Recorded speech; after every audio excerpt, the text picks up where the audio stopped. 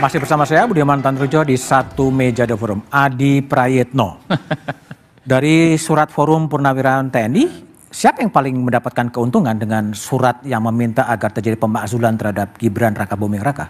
Kalau dikalkulasi belum kelihatan siapa yang mendapatkan untung, tapi kalau melihat suasana hatinya, yang paling bahagia itu memang rasa-rasanya PDIP. PDIP bahagia? PDIP. Misalnya ketika mendengarkan salah satu elit PDIP, Bang Hugo Pereira mengatakan ini akan dibacakan di paripurna. Sementara kalau Golkar beda dong. Wah, ini prosesnya sudah panjang, sudah taat konstitusi dan seterusnya.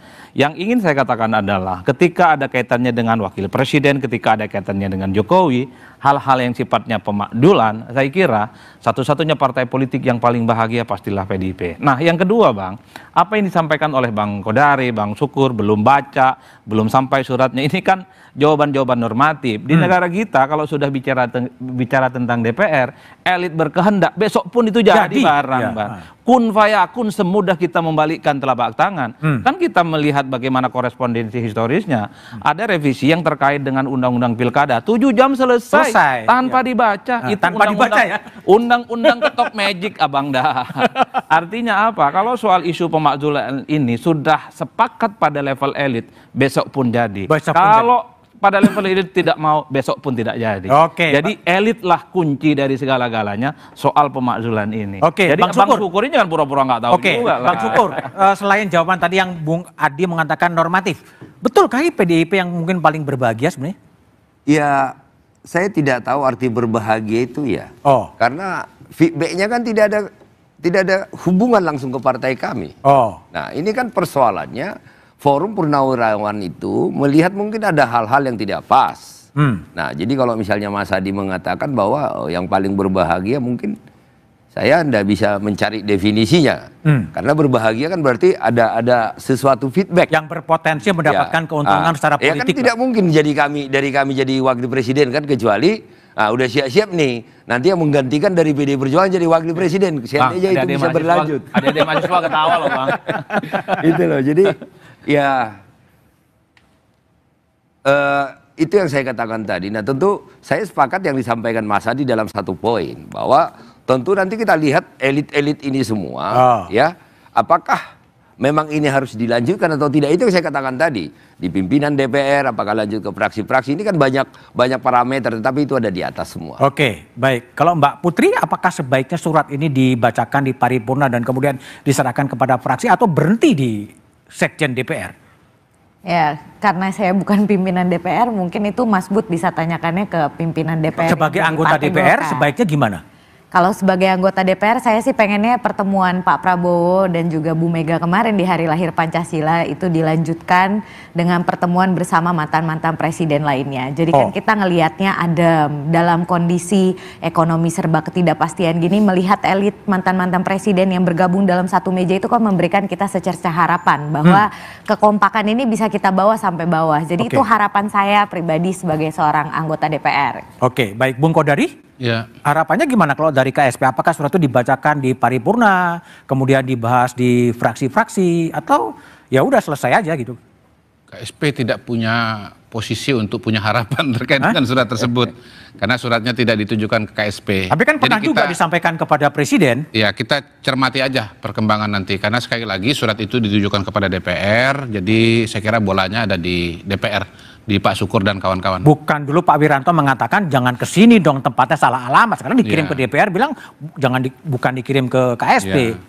Ya kembali lagi, menurut saya dikembalikan saja kepada konstitusi kita. Kalau memang terkait dengan pergantian presiden dan wakil presiden itu kan semuanya ada aturannya di konstitusi kita. Yang seingat saya garis besarnya adalah baru bisa diberhentikan itu kalau ada pelanggaran dari DPR yang dulu, berat, serius, lalu kemudian itu dibawa ke Mahkamah Konstitusi, dan dari Mahkamah Konstitusi kalaupun misalnya dinyatakan bersalah baru kembali ke MPR.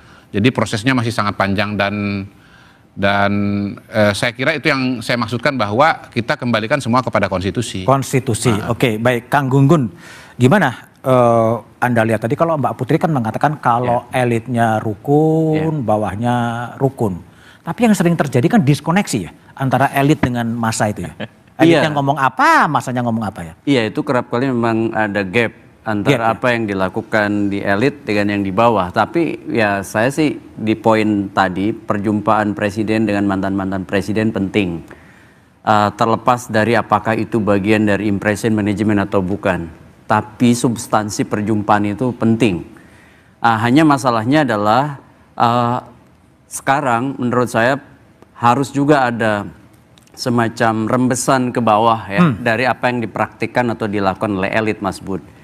Karena terlalu besar dan kompleks ya persoalan-persoalan Republik ini kalau kemudian elit ada di logikanya dan praktik politiknya sendiri, membentuk kolamnya sendiri, kolam kecil, sementara masyarakat bawah, masyarakat awam yang kemudian kerap kali juga termobilisasi begitu ya oleh laku elit. Tadi Bung Adi berkali-kali menyebut orkestrasi yang dilakukan oleh elit.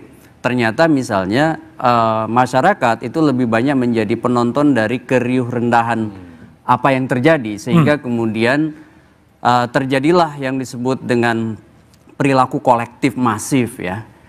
Perilaku kolektif itu kan dicirikan dari proses penularan, bukan kesadaran. Sehingga yang terjadi bukan partisipasi politik, melainkan mereka ikut dalam rombongan-rombongan orkestrasi yang dilakukan oleh elit. Padahal saya melihat penting ada banyak artikulator yang mewakili suara berbeda dari tengah masyarakat termasuk partai. Dalam konteks ini seperti PDI Perjuangan.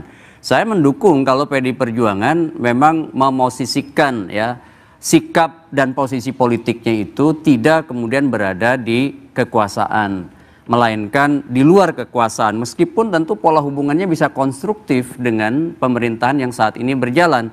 Sehingga ada artikulator ya dari suara berbeda, dan itu bagus sekali bagi PDI Perjuangan juga. Contoh misalnya kan insentif elektoral sudah pernah dialami,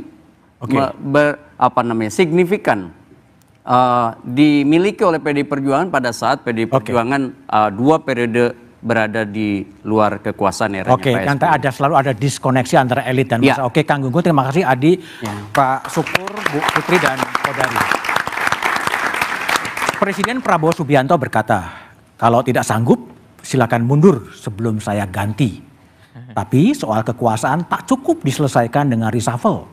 Ketika sejumlah wakil menteri rangkap jabatan jadi komisaris, ketika satu keluarga duduk di banyak kursi, kita pantas bertanya, apakah ini meritokrasi atau nepotisme yang dipoles rapi? Bung Hatta pernah mengingatkan, negara tidak boleh dijadikan alat oleh satu golongan untuk menindas golongan lain. Kekuasaan harus kembali pada akal sehat.